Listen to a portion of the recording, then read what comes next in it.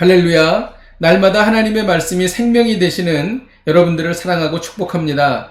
오늘 하나님께서 우리에게 주시는 말씀은 출애굽기 16장 21절에서 36절까지 말씀입니다. 무리가 아침마다 각 사람은 먹을 만큼만 거두었고 햇볕이 뜨겁게 쬐면 그것이 쓰러졌더라. 여섯째 날에는 각 사람이 갑절의 식물 곧 하나에 2오멜씩 거둔지라. 회중의 모든 지도자가 와서 모세에게 알림해 모세가 그들에게 이르되 여호와께서 이같이 말씀하셨느니라. 내일은 휴일이니 여호와께 거룩한 안식일이라. 너희가 구울 것은 굽고 삶은 것은 삶고 그 나머지는 다 너희를 위하여 아침까지 간수하라.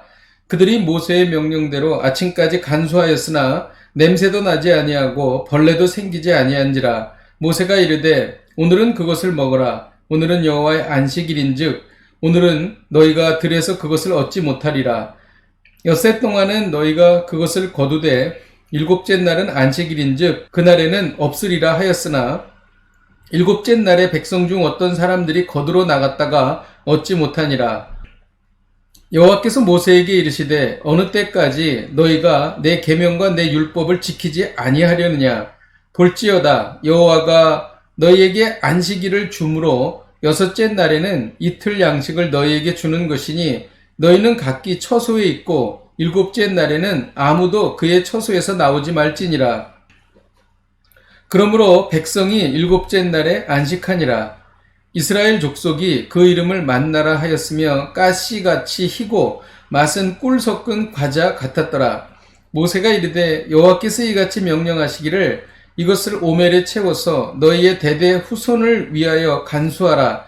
이는 내가 너희를 애굽 땅에서 인도하여 낼 때에 광야에서 너희에게 먹인 양식을 그들에게 보이기 위함이니라 하셨다 하고 또 모세가 아론에게 이르되 항아리를 가져다가 그 속에 만나 한 오멜을 담아 여호와 앞에 두어 너희 대대로 간수하라. 아론이 여호와께서 모세에게 명령하신 대로 그것을 증거판 앞에 두어 간수하게 하였고 사람이 사는 땅에 이르기까지 이스라엘 자손이 40년 동안 만나를 먹었으니 곧 가나안 땅 접경에 이르기까지 그들이 만나를 먹었더라. 오멜은 10분의 1 에바이더라. 아멘. 오늘 말씀은 만나와 안식일 준수에 관련된 문제를 다루고 있습니다. 만나는 이스라엘 백성의 광야 40년 동안 하늘에서 내렸습니다. 무리가 아침마다 만나를 보았고 각 사람이 먹을 만큼만 거두게 되었습니다. 만나는 먹을 만큼만 거두어야 합니다. 더 많이 거두려고 해도 1인당 한 오멜씩만 가져오게 하셨습니다. 이는 인생을 살 때 탐욕을 부려 너무 많은 것을 가지려 하지 말라는 것을 뜻합니다. 탐욕을 부리면 썩은 냄새, 더러운 냄새가 나게 되어 있습니다. 만나는 햇빛이 내리쬐기 전에 거두어야 했습니다. 햇빛이 뜨겁게 내리쬐면 녹아버렸기 때문입니다. 하나님께서 은혜를 내려주실 때 받아 누려야 합니다. 나중에도 있겠지라고 생각하면 게으름을 피우면 다 사라져버릴 수 있는 것입니다. 23절에 보면 내일은 휴일이니 여호와께 거룩한 안식일이라 라고 말하고 있습니다.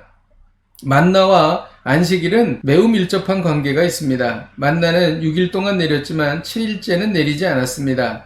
6일째는 이틀분을 거두게 하신 것입니다. 만나는 하나님께서 초자연적으로 인간의 필요를 공급해 주신다는 것입니다. 안식일에는 아무것도 하지 않고 하나님께 집중하는 날입니다. 인간적인 방법이 아닌 하나님의 방법으로 세상을 살게 하신다는 것입니다.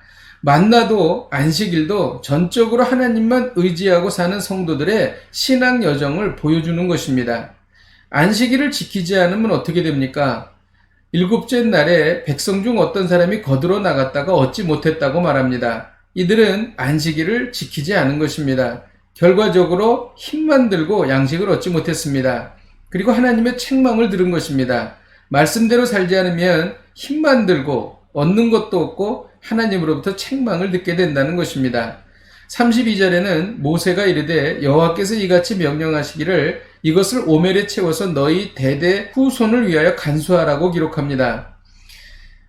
만나를 증거판 앞에 간수하게 하신 것은 하나님께서는 영혼의 양식뿐만이 아니라 육신의 양식도 공급하신다는 것입니다. 간수하는 이유가 무엇일까요? 하나님의 은혜를 기억하게 하기 위함입니다. 또 하나님의 은혜를 자손들에게 가르치기 위함인 것입니다. 오늘 말씀을 통해 우리가 배우는 것은 하나님께 받은 은혜는 반드시 기억하고 가르치라는 것입니다. 어릴 때부터 바른 길을 배운 사람은 늙어서도 그 길을 떠나지 않습니다.